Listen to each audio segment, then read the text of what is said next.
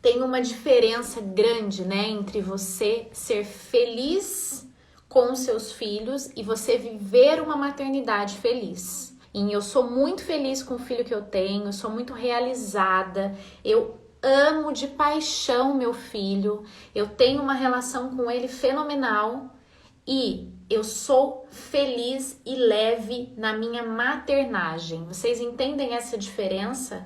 É um caminho grande que existe e é algo que muitas vezes quando a gente se torna mãe, a gente consegue vivenciar na prática.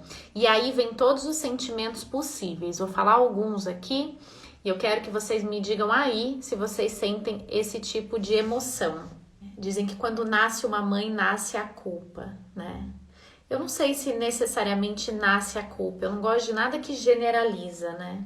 Mas eu entendo sim que quando nasce uma mãe, a gente se cobra demais que sejamos uma mãe pronta e o mais grave não é nem que a gente seja uma mãe pronta, né? Porque o bebê, a criança, a gente ainda tem muito um trabalho, existem muitas linhas, muitos profissionais, muita ajuda para a gente olhar a infância como uma construção, como algo e uma fase onde haverá um desenvolvimento. Mas a mãe, existe uma cobrança, e é uma cobrança social, histórica, que a mãe esteja pronta, né? E a mãe não nasce pronta, a mãe nasce e vai se construindo. E assim como qualquer outra fase, e assim como qualquer outro ser humano, a mãe é humanamente cheia de falhas, cheia de características que precisam ser lapidadas. Não para buscar a perfeição, longe disso, né? Eu acho que quando a gente caminha em busca da perfeição, a gente nunca vai conseguir abrir mão e se libertar da sobrecarga e da autocrítica. A gente precisa caminhar muito mais em busca da felicidade do que em busca da perfeição. E esse é um caminho que a gente precisa, e tantas quantas vezes for preciso, eu volto aqui para falar desse tema. Afinal, a gente é mãe e a forma como a gente materna, a forma como a gente vivencia a nossa maternidade, gente, ela vai influenciar qualquer estratégia, qualquer dificuldade da criança, qualquer demanda familiar. Então, nós mães somos muito, muito importantes nesse processo. Pouco adianta a gente olhar para a criança com um olhar positivo, generoso, de compaixão, de compreensão, se a gente olha para a nossa maternidade, para as exigências que a gente se faz com um olhar de autocrítica exagerada, uma autocobrança desmedida e uma busca pela perfeição. O que é isso, Aline? Uma autocrítica exagerada, uma autocobrança desmedida e um excesso de busca da perfeição. É a sensação de que quanto mais eu conseguir carregar o mundo nas minhas costas, melhor mãe eu vou ser, porque eu vou dar conta de mais coisas. Eu vou conseguir englobar mais incêndios que eu tenho que apagar, eu vou conseguir englobar mais necessidades que eu tenho que desenvolver, eu vou conseguir ficar gerenciando mais tarefas, eu vou conseguir coordenar melhor a minha família e sempre com a ideia dessa busca de mais. E quando eu falo sobre sobrecarga materna, a imagem que vem à minha cabeça é aquela sensação de alguém com um peso muito grande nas costas, muito grande, mas o essencial da sobrecarga materna que eu queria trazer hoje aqui para vocês, porque tem vários pontos de vista, né? E todos eles são reais, são relevantes, mas o que eu mais queria trazer para vocês é que a sobrecarga materna, imaginem uma mulher com um peso nas costas, bem pesado mesmo, grande, importante. E um peso, gente, não é algo ruim. Eu acho que essa é uma sacada bacana, porque o tempo todo quando eu vou falar de sobrecarga materna, eu não tô falando de mães que não amam ser mães. Eu não tô falando de mães que não são realizadas com a maternidade. Eu não estou falando de mães que não desejaram ter um filho ou que estão se sentindo cansadas. Não é isso. Eu tô falando de uma mulher com um peso muito grande, muito intenso, muito denso, muito pesado e que coloca diversos outros pesos em cima, um se sobrepondo ao outro. Vocês conseguem fazer essa visualização do que é a sobrecarga na maternidade? A maternidade, ela não é uma vivência de sobrecarga. A maternidade em si, ela é um processo e cada um vai vivenciar de uma maneira. Mas acontece muito da maternidade hoje em dia, então a gente precisa contextualizar a nossa maternidade, a gente pode fazer isso, a gente merece fazer isso. Quando a gente contextualiza a nossa maternidade, entende que estamos vivendo tempos diferentes, que vivemos realidades diferentes. Quantas de nós trabalhamos, né? E eu não gosto muito de usar o termo trabalho fora, né? Por quê? Porque dá a impressão que aquelas mulheres, e são muitas, né, que depois de se tornarem mães, trabalham em casa, né? Trabalham com artesanato, trabalham como autônomas, mas muitas de nós que não necessariamente precisamos trabalhar fora, mas que trabalham em casa, também tem esse papel social, né? Então, é mais uma caixinha. Aline, é uma caixinha ruim, trabalhar é uma coisa pesada, trabalhar é uma coisa difícil, um peso, né? A gente vê peso como algo negativo, e não é. Mas o um peso sobre outro peso cansa, né? Cansa quando a gente acumula muitas funções. E como a gente faz para conseguir dar conta de todos os nossos sonhos e de todas as nossas tarefas? A gente foi se distanciando das famílias, as cidades ficando maiores, mais urbanizadas, a divisão e a dinâmica de convivência social trouxe para a maternidade também esse tipo de sobrecarga, né?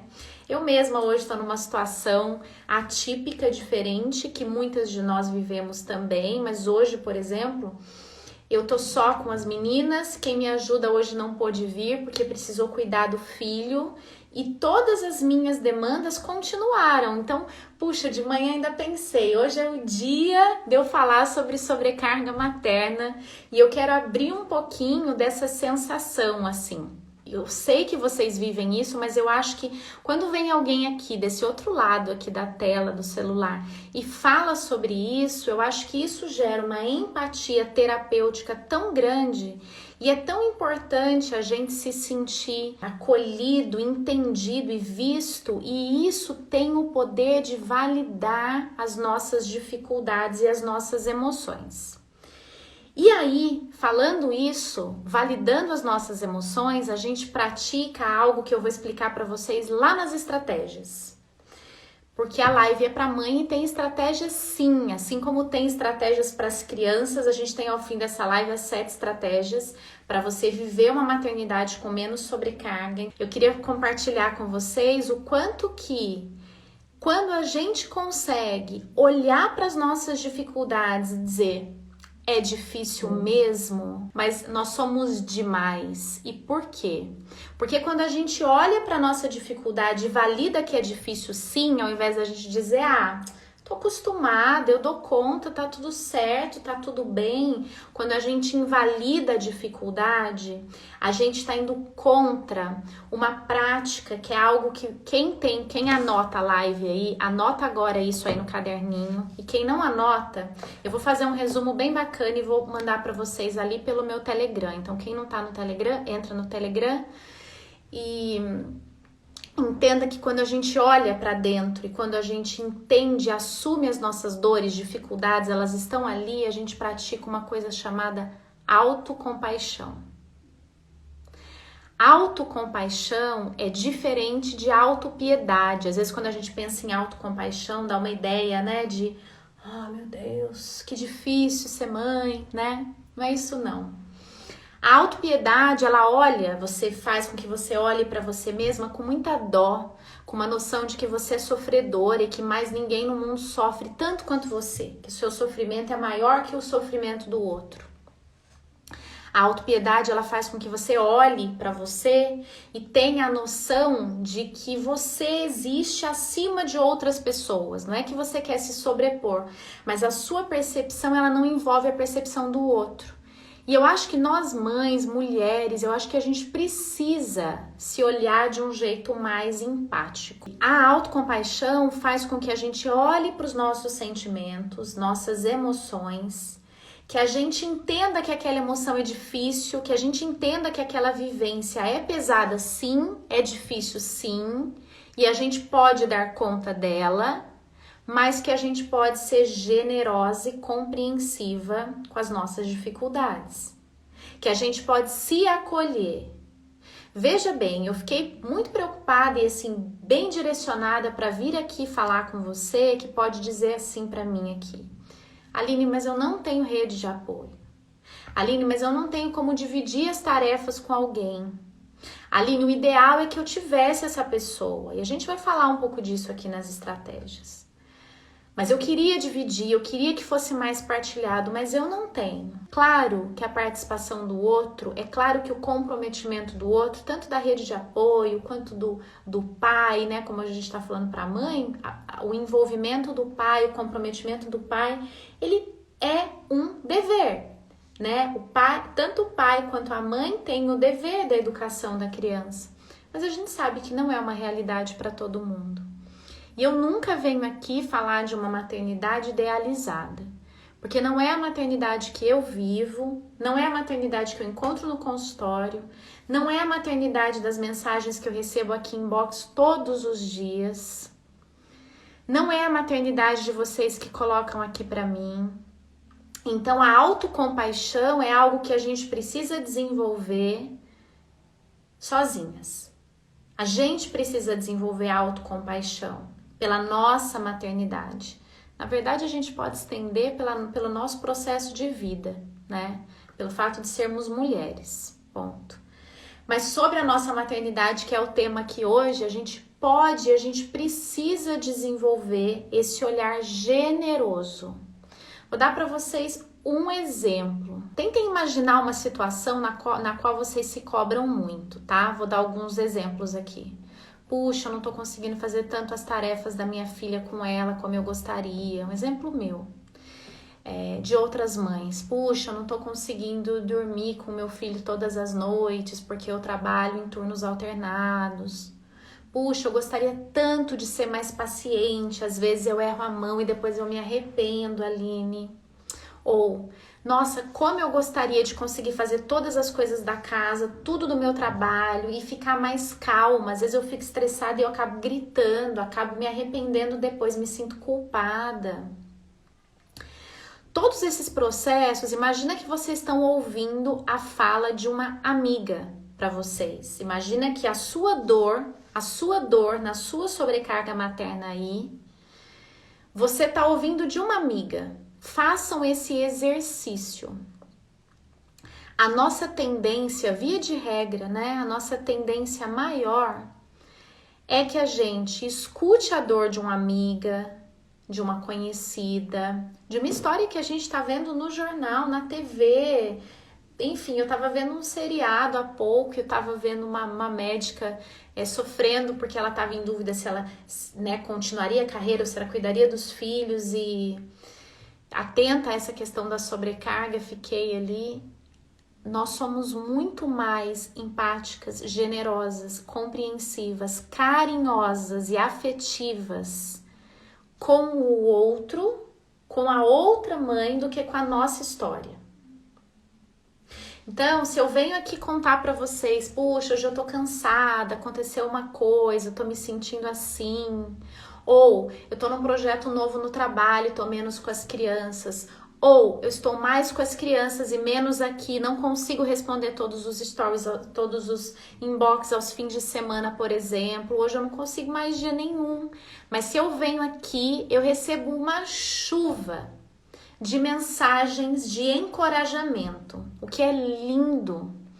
Aline, você é ótima, você já me ajudou nisso, você já ajudou, você ajuda, tá tudo bem. Eu também me sinto assim, olha, eu também sinto isso.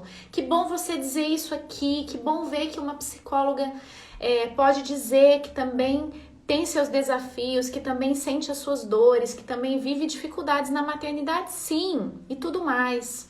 E por que que isso é tão importante? Por que que é tão fundamental a gente perceber o quanto que a gente olha com generosidade para a história, para as falhas, para as dificuldades, para as faltas da outra? Porque nós não temos essa autocompaixão. Porque a gente não exercita esse olhar de, puxa, hoje eu estava estressada, mas... E não é ignorar, e não é não ter autocrítica, não.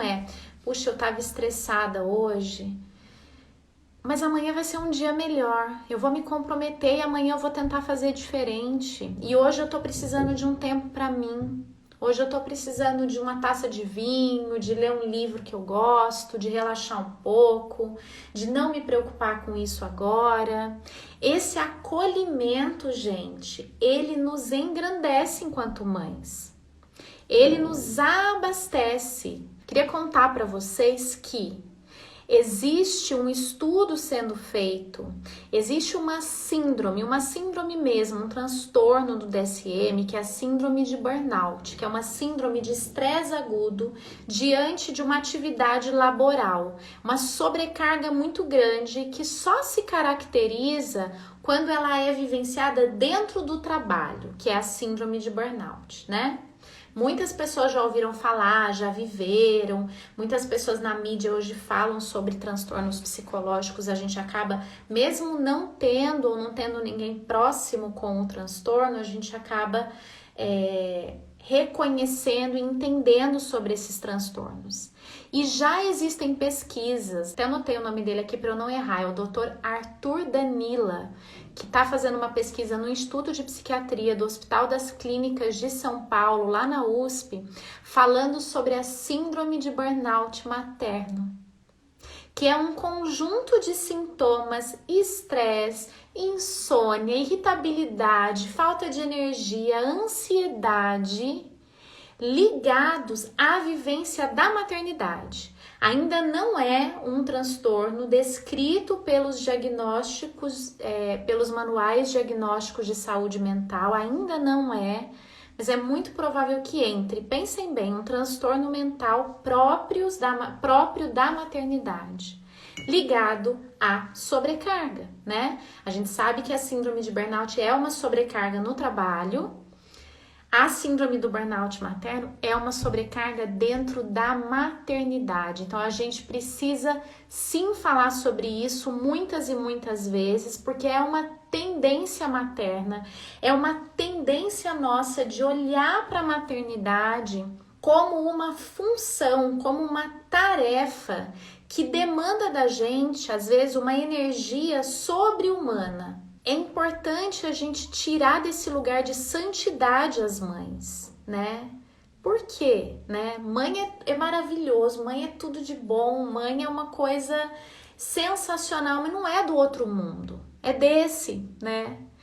E justamente por sermos desse mundo, justamente por sentirmos todas essas emoções, cansaço, sobrecarga, dificuldades, é que a gente se culpa e se cobra, porque existe essa dicotomia entre tudo que eu sinto e tudo que eu esperava sentir. Sabe aquela expectativa que vem com a maternidade, até com o primeiro filho em geral, de que a gente vai se tornar mãe, aquilo vai ser tão maravilhoso que a gente só vai ter sentimentos positivos? Isso é falso, gente. Isso é irreal, né? Isso não é uma maternidade real. E aí, quando a gente vive essa maternidade real, a gente acha que a nossa maternidade está errada. A gente acha que a nossa forma de maternar não é boa o suficiente, não é saudável o suficiente, não é bacana o suficiente para nossa família, para os nossos filhos, e aí a gente se culpa em demasia. E aí a gente considera que esse processo que a gente está vivenciando é um processo inadequado. E aí muitas vezes o sofrimento vem não pela situação que gera sofrimento, o cansaço do dia a dia, a sobrecarga de eu sou mulher, sou mãe, sou profissional, tô na pandemia, tem as tarefas online, tem a aula, tem a casa, tem as minhas emoções, tem a minha TPM, tem a minha realidade, aí tem os meus filhos, aí tem a forma de educar, a disciplina positiva. São tantas janelinhas abertas que muitas vezes a gente olha para tudo isso e a gente fica com a impressão de que a gente não dá conta. Ninguém dá conta. Essa é a realidade, né? E eu arrisco dizer que as que dão conta, né, de tudo isso desse jeito, com essa cobrança, com essa intensidade e tudo ao mesmo tempo, pagam um preço muito alto por isso. Pagam um preço muito alto por isso. Muito alto, né? E não só a mãe, porque o que acontece com uma mãe, com uma maternidade, onde existe uma sobrecarga diária, frequente, crônica? Eu não tô falando de um dia de estresse, de um dia cansado, eu tô falando de um estresse crônico, né? De uma maternidade que você olha para ela com aquela sensação de puxa, eu tenho que cumprir, eu tenho que cumprir, eu tenho que cumprir, tem mais uma tarefa, eu não tô dando conta. A relação com as crianças fica muito prejudicada. O fim da linha são elas.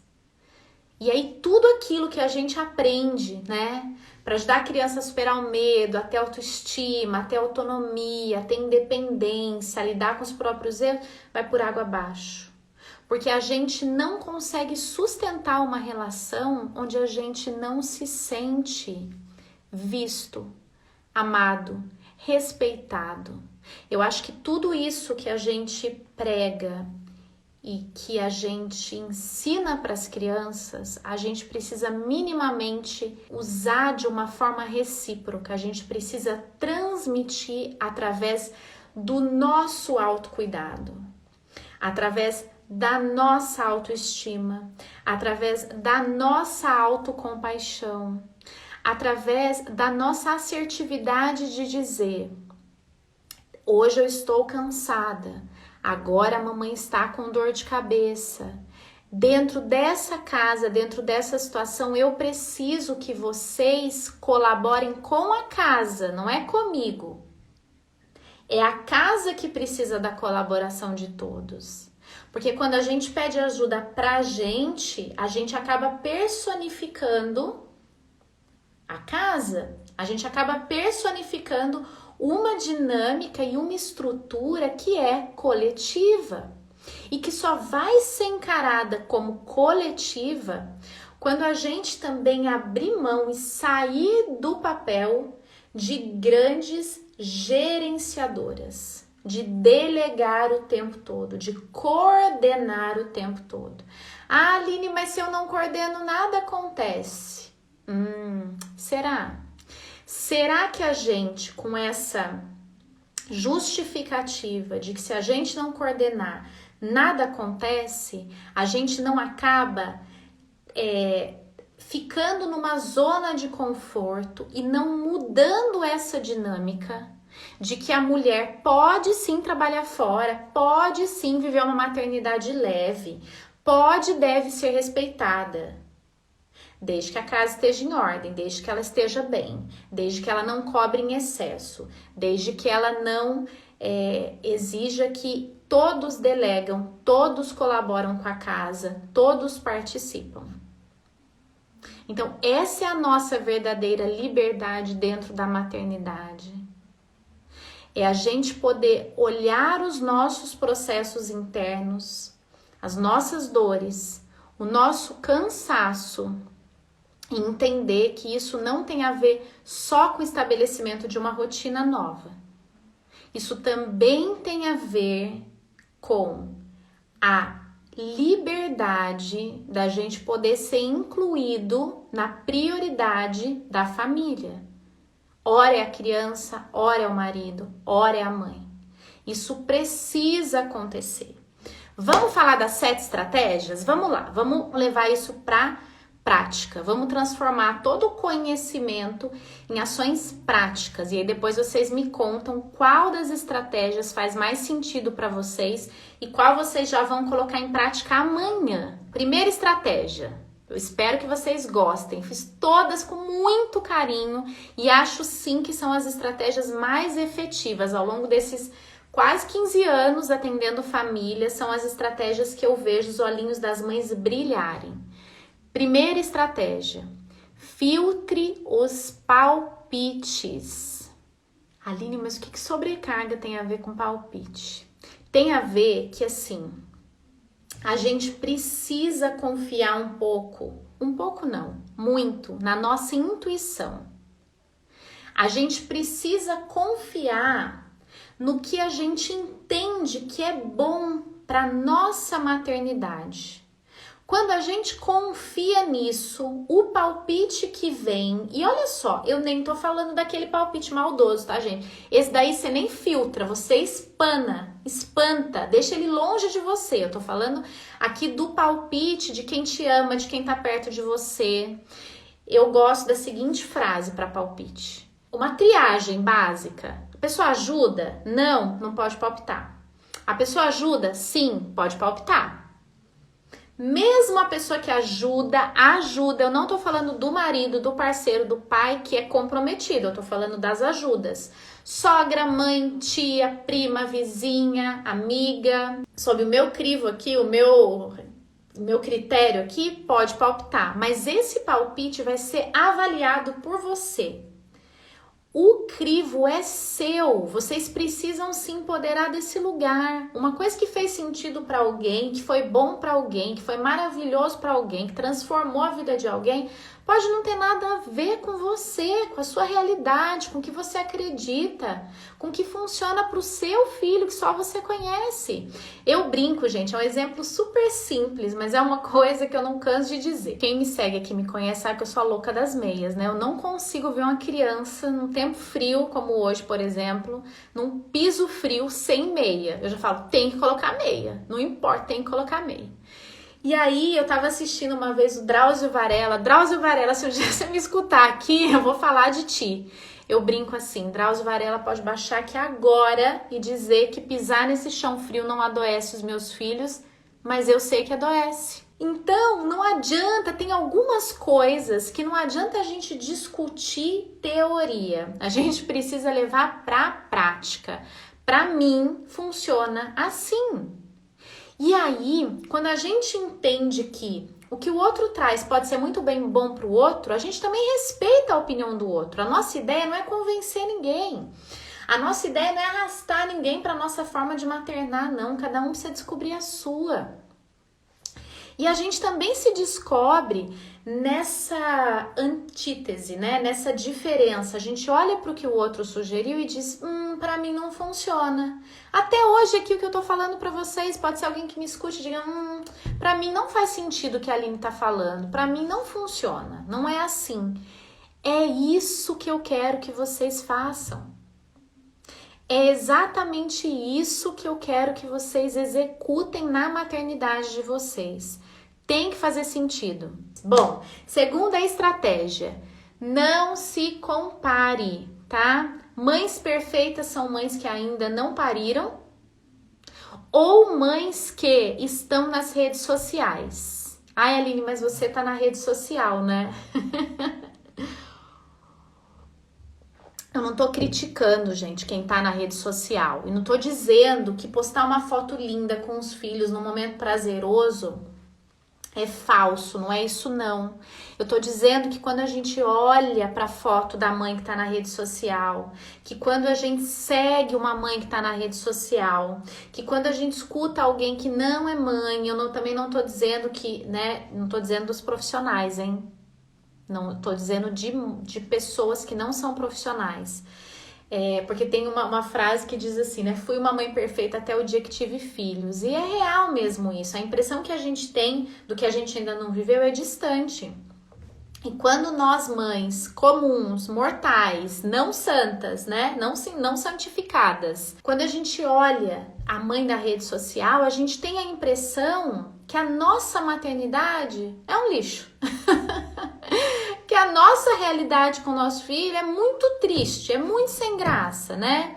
A gente olha aquela mãe toda linda, de manhã, com os filhos correndo por um campo lindo, enorme, aquela casa é maravilhosa, as crianças correm, as crianças fazem aula online sem brigar, e elas amam tudo aquilo, e a mãe tá realizada, a mãe não se sente sobrecarregada.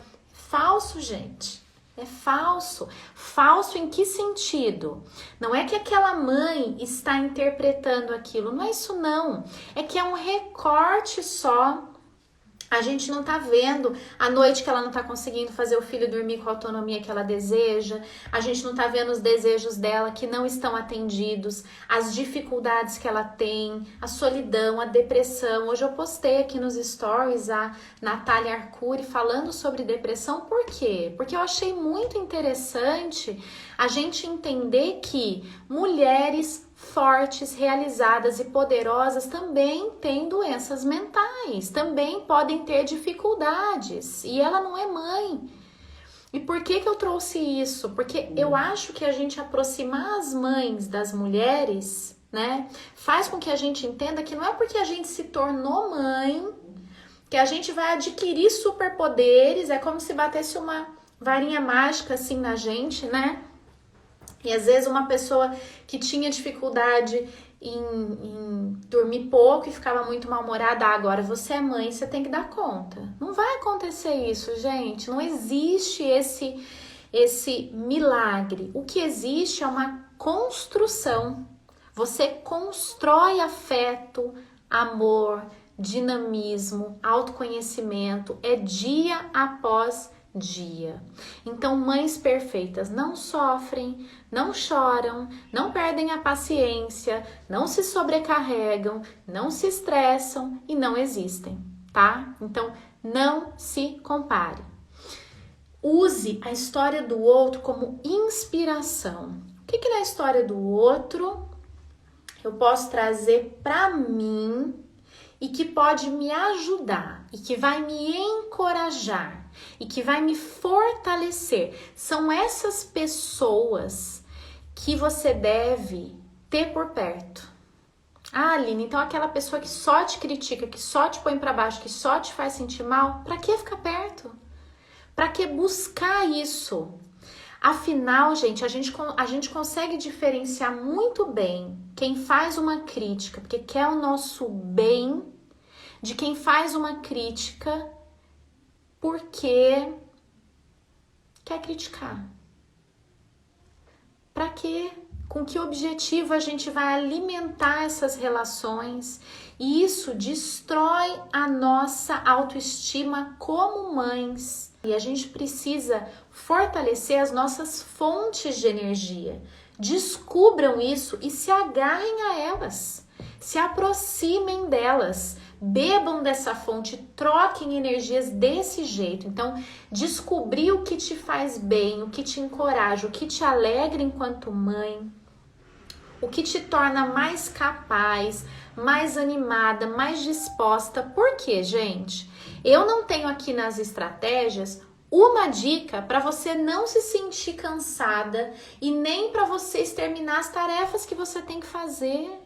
Porque cada um de nós sabe que a gente tem muitas tarefas, que a maternidade tem dia que é muito cansativo, tem dia que é frustrante, tem dia que é chato. Tem uma frase legal que diz assim, nem tudo é uma doença mental.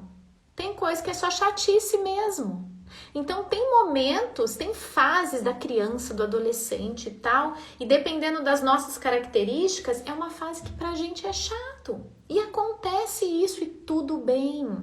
Tudo bem a gente reconhecer isso. Terceira estratégia. Assumam com clareza a pessoa que cada uma de vocês é. Tem mãe que quer parar de trabalhar para cuidar dos filhos. Assumam isso. Aceitem isso. Você não precisa fazer o que a coleguinha fez para você se sentir mais realizada. Se isso for uma inspiração de um desejo seu, você pode se sentir mais realizada. Mas se não tiver nada a ver com a sua essência, com a sua vontade, vai ser só mais uma malinha que você vai colocar assim nas suas costas e vai te deixar cada vez mais pesada, cada vez mais olhando para baixo e se sentindo desgastada. Então, assumir, eu quero ser uma mãe que trabalha sim.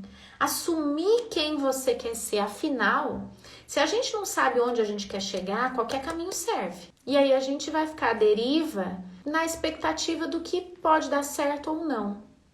Quando a gente sabe onde a gente quer chegar, a gente tem mais chance de escolher o caminho, de se planejar, de se organizar, de entender exatamente o que eu quero da minha maternidade. Eu quero que os meus filhos guardem momentos afetivos, as memórias afetivas que eu falo tanto. Eu quero que os meus filhos venham até mim quando eles tiverem uma dificuldade. Eu quero que eles possam se abrir comigo, mas eu quero também que eles possam entender que existe uma hierarquia. Eu quero que eles possam entender que é preciso que haja respeito. Eu quero que eles entendam que eu sou o adulto da relação. É importante você definir, você buscar contornos para a maternidade que você quer vivenciar. Porque é isso que vai te trazer leveza. É você estar alinhada com o seu propósito. Não é você só tirar tarefas da listinha de tarefas. Não é só você reduzir atividades. É você definir o que é o seu propósito. Porque aí, gente, aí não tem segunda, 9 e 10 da noite que te faça se sentir mal. Você vai se sentir feliz. E é isso que vai fazer com que você de fato esteja alinhada com a leveza que a maternidade pode te trazer. Quarta estratégia: valide todas as suas emoções. Gente, parece uma bobeira tão grande, mas eu dificilmente vejo em grupo de WhatsApp de escola, em grupo do Facebook, em roda de mãe, em aniversário infantil, a mãe dizendo assim: eu tô exausta hoje, eu já não tô aguentando. Hoje eu tô cansada, eu não tô aguentando mais, eu tô me sentindo irritada, E por que a gente não escuta isso?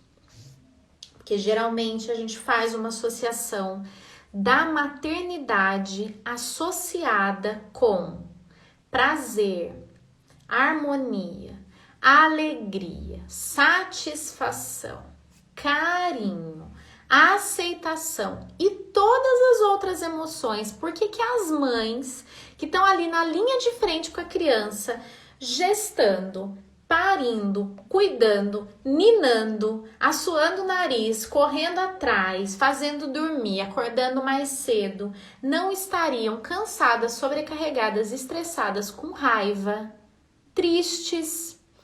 Todas as emoções precisam ser validadas. Todas as emoções são importantes e elas dizem alguma coisa para você. Sabe quando a gente valida que a criança, filho, tudo bem você chorar, tudo bem você se sentir triste, acontece, você pode sentir isso. Digam isso para vocês. Tragam esse aprendizado e essa estratégia de acolher o sentimento da criança para o seu sentimento. É isso também que vai ensinar o seu filho a conseguir validar os sentimentos e as emoções que ele tem. A tristeza faz parte, a raiva faz parte, e a gente pode olhar para elas como grandes amigas que estão ali do nosso lado e estão nos avisando alguma coisa. Nossa, Aline, mas eu tô sentindo muita tristeza. Tem alguma coisa errada. Aline, eu tô sentindo muita raiva. Também tem alguma coisa errada. Porque muitos sentimentos negativos, eles podem estar denunciando ou alguma dificuldade, ou alguma dinâmica que precisa ser corrigida. Porque, gente, uma realidade e uma dinâmica familiar que causa esses sentimentos em excesso numa criança, se eu recebo uma criança que me diz que tem se sentido muito triste, com muita raiva, tem alguma coisa errada. Não tem? Vocês não vão acender uma luzinha vermelhinha Por que que nas mães, quando isso acontece, a gente só diz, a maternidade é difícil mesmo, maternidade é uma fase. Não é uma fase, gente, a gente vai ser mãe ad eterno, né? A gente vai ser mãe por muitos e muitos e muitos e muitos anos, todos os nossos anos, né? Então a gente precisa fazer as pazes com as emoções que a maternidade também traz. E as emoções e a maternidade também traz as emoções negativas. Negativas no sentido de serem emoções que nos trazem sentimentos desconfortáveis. Mas eles estão nos avisando do que está acontecendo ali e do quanto que a gente precisa olhar para aquilo e fazer alguma coisa. Quinta estratégia. Mãe, esposa, trabalho fora, cuido da casa. A conta não fecha, eu nunca consigo fazer essa conta fechar. E olha, Aline, eu divido com o meu parceiro, meu marido me ajuda muito. Meu marido, ele divide comigo as tarefas, eu levo na escola, ele busca, um dia eu faço a tarefa, outro dia é ele.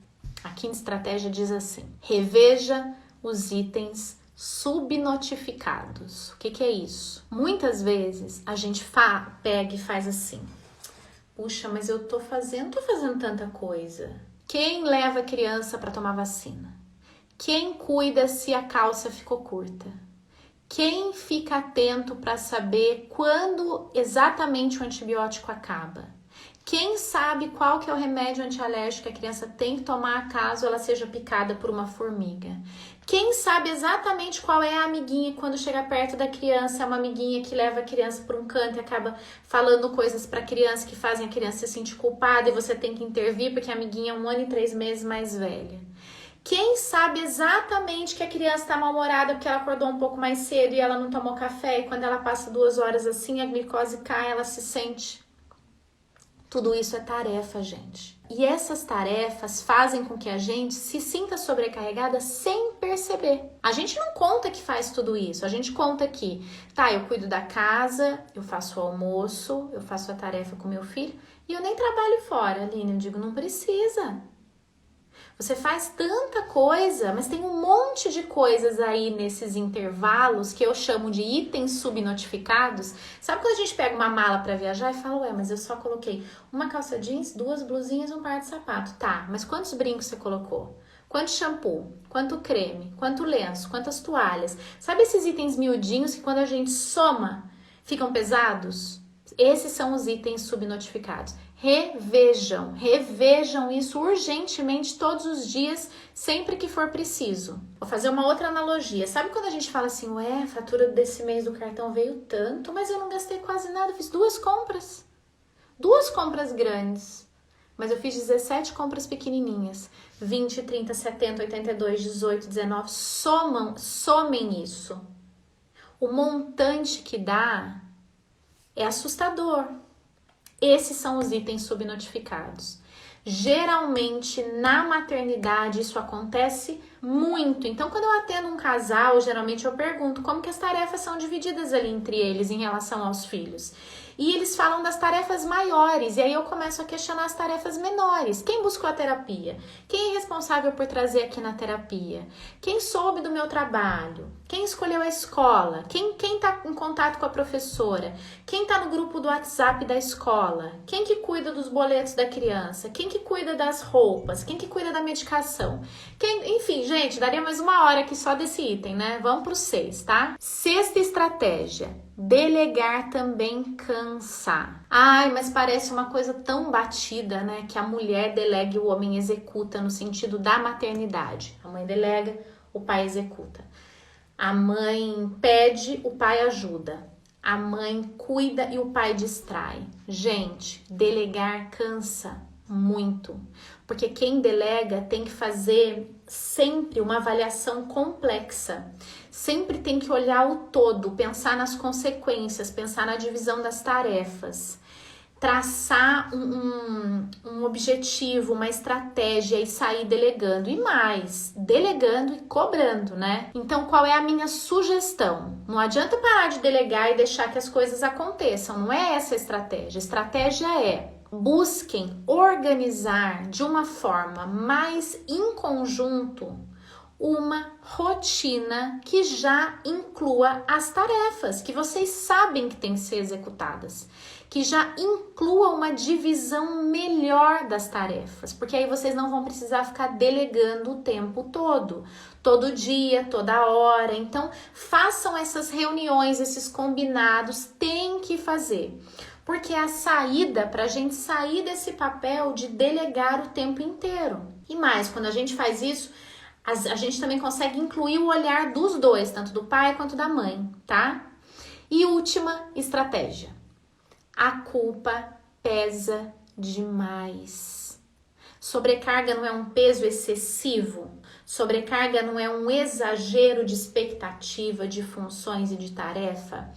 A culpa pesa demais. Aceitem as necessidades de vocês. Aceitem as falhas, aceitem os momentos difíceis, aceitem os momentos em que vocês não conseguem regular uma emoção. Todos nós vivemos isso, porque as mães não viveriam. Você está em busca de ter uma autorregulação melhor, de não gritar, de ser mais paciente, de ser mais tolerante, de ser mais amorosa na hora de falar. Isso não significa que não vai ter momentos que você vai se irritar, vai se estressar, vai agir de uma maneira que você vai dizer, não mandei tão bem, não foi tão legal. Mas olhe para isso com responsabilização. Bom, isso eu não gosto, não gostei, preciso fazer diferente. E faça. E não coloque aquilo como um peso gigante. Sabe aquele peso de tô me sentindo culpada porque eu fiz errado, Aline? Ou tô me sentindo culpada porque eu deixei de fazer. Então é como se não tivesse alternativa, é como se a culpa, além de toda essa sobrecarga, e vou dizer uma coisa para vocês agora para finalizar, porque a gente tá no finalzinho, que é a seguinte: a culpa geralmente ainda vem de pessoas que fazem muito. De pessoas que se comprometem em excesso, então elas querem tanto, elas se comprometem tanto, elas produzem tanto e elas fazem tanto que quando elas erram, quando elas deixam de fazer, aquilo aparece. Porque quem não se entrega, não está comprometido e envolvido, dificilmente sente culpa. Seguinte, não apague a luz maravilhosa que é dar à luz. Ser mãe é fenomenal, então brilhem na maternidade de vocês. Tá bom? Beijo!